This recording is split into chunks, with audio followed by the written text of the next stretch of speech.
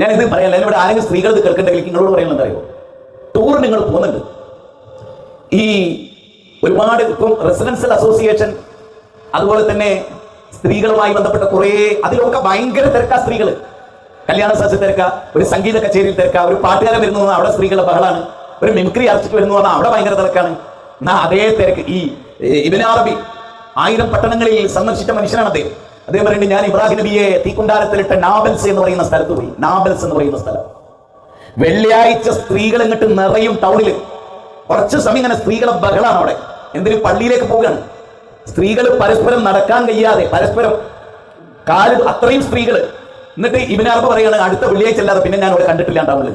നമ്മളോ വെള്ളിയാഴ്ച വരെ ടൗണിൽ, വെള്ളിയാഴ്ച പുരയിലെ ടീമിന്റെ മുമ്പിൽ, പള്ളി പോകില്ല. അത് ചിന്ത തന്നെയല്ല സ്ത്രീകൾക്ക്. ഇന്ന് വെള്ളിയാഴ്ച ജുമയല്ല, നമ്മളിവിടെ കുത്തുബ കേൾക്കും, ആണുങ്ങളും മക്കളും കുത്തുബ കേൾക്കും, അവിടെ ടി വിയിൽ കാണുക. എന്നാൽ ഞാൻ വിചാരിക്കും കല്യാണ പുരയിലും ഷോപ്പിംഗ് മാളിൽ പോകുമ്പോൾ അന്യ പുരുഷന്മാരെ തൊട്ടുരുമല്ലാത്ത കുറ്റബോധം പള്ളിയിൽ സ്ത്രീകൾക്ക് മാത്രം സൗകര്യപ്പെടുത്തിയ കവാടത്തിലൂടെ ഒരു മനുഷ്യൻ കാണാതെ അവിടെ വന്നിരുന്ന 2 ആയത്തും ഒരു ഹദീസും കേട്ടാൽ ആകാശിരിഞ്ഞു പോകുമോ? ആകാശിരിഞ്ഞു പോകുമോ? നമ്മുടെ സമുദായത്തിന്റെ അവസ്ഥ, സ്ത്രീകളുടെ അവസ്ഥ എന്താ നിങ്ങൾക്കറിയോ? ഒളിച്ചോട്ടം ഇത്ര വർദ്ധിച്ചൊരു കാലഘട്ടം. ഒന്നും കേൾക്കാനില്ല. സുന്നി പള്ളിയിൽ എന്തായാലും മിണുങ്ങ് പോകാൻ പറ്റില്ല. ദർഗയിൽ പോകും, അത് വരുമാനമാണ്, സ്വയം മിണുങ്ങാനാണ്. ഉണ്ടോ? എവിടെയുണ്ടാവും? തൊട്ടടുത്ത് ആ പള്ളിയിലുണ്ടാവും. പെണ്ണുങ്ങളെ പേർക്ക് അവിടെ പള്ളിയിൽ പോയ ഹറാമാണ്. ആളുകളോടെ ഞാൻ പറയുന്നത്, നമ്മുടെ സഹോദരിമാർ നാളെ മത്സരയിൽ നമുക്കെതിരെ തിരിഞ്ഞു നിൽക്കും.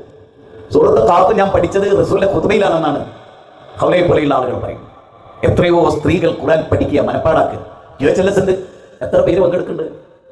അള്ളാഹുവിന്റെ ഗ്രന്ഥം ഞാൻ ഓതി വെച്ച ആയത്തുണ്ടല്ലോ, ഇന്നമൽ മുഅ്മിനൂന അല്ലദീന ഇദാ ദുകിറല്ലാഹ് വജിലത് ഖുലൂബുഹും വഇദാ തുലിയത് അലൈഹിം ആയാതുഹു സാദത്തുഹും ഈമാനാ. അതിൽ അല്ലാഹു പറയുന്നുണ്ടല്ലോ, അള്ളാഹിനെ പറ്റി പ്രസ്താവിക്കപ്പെട്ടാൽ വജിലത്ത് ഖുലൂബുഹും, ഹൃദയം ഇങ്ങനെ പേടിച്ച് നടുക. ആയത്തുകൾ ഓതി കേൾപ്പിക്കപ്പെട്ടാൽ ഈമാൻ, ആയത്ത് ഓതി കേൾക്കാനുള്ള സൗഭാഗ്യം തന്നെയല്ല മനുഷ്യൻ. ആയത്ത് ഓതി കേൾപ്പിക്കപ്പെട്ടാൽ ഈമാൻ വർദ്ധിക്കുന്ന 8-ാം അധ്യായം 3-ാമത്തെ വചനം. ആയത്ത് ഓതി കൊടുത്തിട്ട് ഈമാൻ ഉണ്ടാക്കും. പിന്നെ ഇവിടെ ഇരിക്കുന്ന നമ്മൾ ഓരോരുത്തരും നോക്കൂ, നമ്മുടെ വിശ്വാസം, നമ്മുടെ ആചാരം, നമ്മുടെ അനുഷ്ഠാനം, അത് നമ്മൾ ഒരിക്കലും വിദഗ്ധ ചെയ്യാൻ നമുക്ക് ഇഷ്ടമല്ല.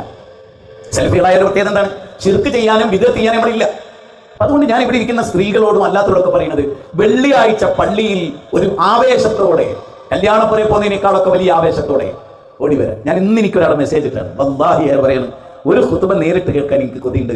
നാളെ നിങ്ങൾ ഏത് പള്ളിയിലാ ഖുതുബ? എടത്തനാട്ടുകാരുള്ള ഒരാളാണ്, അയാൾ ഗൾഫിലായിരുന്നു ഒരുപാട് കാലം. അപ്പൊ ഞാൻ പറഞ്ഞ എടത്തനാട്ടുകാർ വരുന്നുണ്ട്, മഞ്ചേരിയാണ് ഖുതുബ. ഞാൻ പറയുന്നത്, ജനങ്ങൾ ശ്രദ്ധിച്ച് കേട്ട് പഠിച്ച്, എത്രയോ ആളുകൾ പുതുതായി നന്നായ പഴയ ആളുകളൊക്കെ കേടുവരികയാണ് ചെയ്യുന്നത്. എന്നിട്ട് ഇവിടെ ഇരിക്കുന്ന ഓരോ പുരുഷനോടും ഞാൻ പറയും, നിങ്ങളെ വീട്ടിലെ സ്ത്രീകൾ നിങ്ങൾ കല്യാണത്തിന് കൊണ്ടുപോകാൻ വേറെ നമുക്ക് 2 മണി നമ്മളെ കറങ്ങണല്ലേ, 10 മണിയാൻ പറയണോ? അതുപോലെ നിങ്ങൾ പറയണം, ഇന്ന് സുബൈസ്കരിച്ച് വന്നു, ഇന്ന് വെള്ളിയാഴ്ചയാണ്, എല്ലാം ഒരുക്കി വെച്ചോളി, നേരത്തെ പള്ളി പോകണം, ഇന്ന് നമ്മുടെ പെരുന്നാളാണ് എന്ന് പറയാൻ കഴിയും. അപ്പൊ തന്നോ ഉറപ്പായിട്ടും ശരിക്കുള്ള ഖുതുബ ആയത്ത് ഹദീസ് ഉദ്ധരിച്ചിട്ടാണോ? ചെറിയതൊന്നുമല്ല.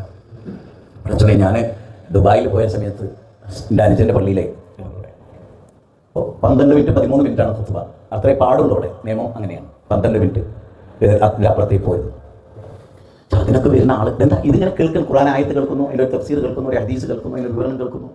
എന്തോ സ്വന്തമായി ഒന്നുമില്ല, ആളുകൾക്ക് എന്തോ ഒരു ഉഷാറാണ്. മാഷാ അല്ലാഹ് നമ്മുടെ മിമ്പറുകളിലൊക്കെയുള്ള ഹിക്കമിമാരൊക്കെ നോക്ക്, പഠിച്ച് വന്ന് ആയത്തും ഹദീസും പറഞ്ഞ് ജനങ്ങൾക്ക് തൃപ്തിയാക്കി. അത് ഒരു പുതിയ ആളെ ഒരു വെള്ളിയാഴ്ച കൊണ്ടുവരാൻ പറ്റുമോ? ഒരു പുതിയ ആളെ കൈ പിടിച്ചിട്ട് വാ പള്ളിയിൽ വാ, ഒരു തവണ വന്ന് കിട്ടിയ അന്ന് ഓന് നല്ല തൗഫീഖ് ഉണ്ടെങ്കിൽ അന്നത്തെ ഖുതുബന്റെ മനസ്സ് തട്ടിയ അടുത്ത വെള്ളിയാഴ്ച നുണ പറഞ്ഞിട്ടെങ്കിലും വീട്ടിൽ മുജാഹിദ് പള്ളിയിൽ വരും. കാരണം മുജാഹിദ് പള്ളിയിലേക്ക് പോകുന്നതെന്ന് പറഞ്ഞാൽ വീട്ടിൽ കലാപം ഉണ്ടാവും. അതുകൊണ്ട് നുണയെങ്കിലും പറഞ്ഞിട്ട് ഒളിച്ചു പാർത്തും ആ പള്ളിയിൽ. കോഴിക്കോട് ടൗണിലൊക്കെ അങ്ങനെ വന്നിട്ടാണ് ആളുകൾ മാറിയത്. തിരുവനന്തപുരത്തൊക്കെ അങ്ങനെ വന്നിട്ടാ, വൈറ്റിലൊക്കെ അങ്ങനെ വന്നിട്ടാ. ടൗണിൽ റോഡ് സൈഡിലെ പള്ളിയിലെ കയറും, ഒറ്റ ഖുതുബ, പിന്നെ അവർ വരികയാണ്, അതിനായിട്ട് വരികയാണ്. മാർക്കറ്റിൽ പോകാമെന്ന് നുണവരെ പറഞ്ഞു വന്നിട്ട് മുജാഹിദായിട്ട് വീട്ടിൽ നിന്ന് പുറത്താക്കപ്പെട്ടവർക്ക് എനിക്ക് വ്യക്തിപരമായ അറിയാം. ഞാൻ ഈ സഹോദരിമാരോട് പറയും, നിങ്ങൾ എന്നെ ചിന്തിച്ചു, നിങ്ങളൊരു കല്യാണത്തിന് പോകാൻ കാണിക്കുന്നു, ഷാർ അള്ളാഹിന്റെ ഭവനത്തോട് നിങ്ങൾ കാണിക്കുന്നുണ്ടോ? നിങ്ങൾക്ക് തോന്നുന്നു അള്ളാഹു ഈ സൗഭാഗ്യം ഇവിടെ കൊണ്ടുവന്ന് തന്നിട്ട് ഞാൻ ഇരിക്കുക, ഈ ഭൂമി ഒഴിഞ്ഞു കിടക്കുന്നു, നമ്മുടെ പള്ളി വെക്കുക എന്നുള്ളത് അള്ളാഹുവിന്റെ കുല്ലം യുസീബന ഇല്ലാ മാ കതബല്ലാഹു ലനാ ഹുവ മൗലാന. ഓരോരുത്തരെ ഏൽപ്പിക്കേണ്ട സ്ഥലത്ത് അള്ളാഹ് ഏൽപ്പിച്ചെന്നു, നമുക്ക് ആ ഉത്തരവാദിത്തം ഉണ്ടായി. അതുകൊണ്ട് നമ്മൾ ആ കാര്യം വളരെ ഗൗരവമായി നോക്കണം.